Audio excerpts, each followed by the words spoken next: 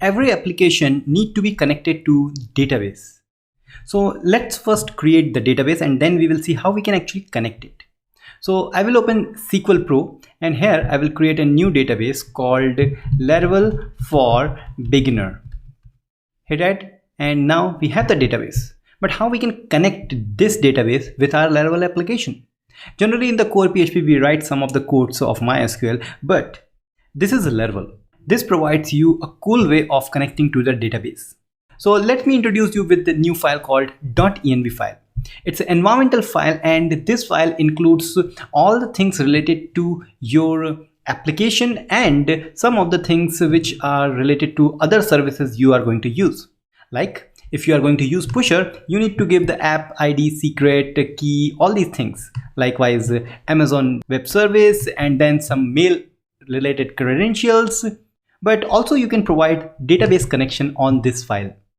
Once you provide database connection here, that connection will read by the Laravel and then it will simply connect it to the database. So what you need to do, you just need to give your database name and our database name is Laravel for Beginner. Then the username is root and password is, for my case, it's password. So what happened after using this? When you write these things, then these things are read by Laravel, but where? So let's open this folder, third number folder called config. Inside config, we have a file called database.php. Let's open this file up. And this file is just going to return an array. Inside that, first element is default. And now we are using this env helper method. This env helper method will take first parameter as the environment variable you have defined. So we have defined the DB connection of MySQL. So the key is DB connection. So in this first parameter of this env method, we are providing the key which is DB connection. The second parameter will be the fallback. So suppose you have not defined or by mistake you have deleted this, then it will fall back to this one. So this env helper method will going to read your .env file data and among that data whatever you want to have, it will populate it. So the default connection is from DB connection or simply MySQL if you have. Then comes other things like DB host, port, database name and username password. So if you are using SQLite, then it will use env then database name, like we have defined here, database name Laravel for Beginner. But because we are using MySQL, let's talk about that. MySQL driver is MySQL and host like DB host, which we have defined here, and if we have not defined, it will fall back to this one. Similarly, port, database name, username, password is empty for now, but we have defined the password for our condition which is password, and because we have defined, so env method will take the value of db password from .env file.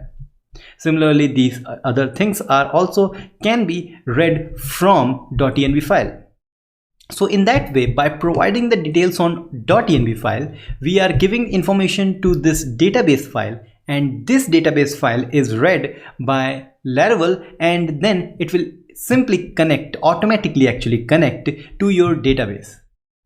So this .env file, why we have this .env file? Because our local environment and local database is different on the production database.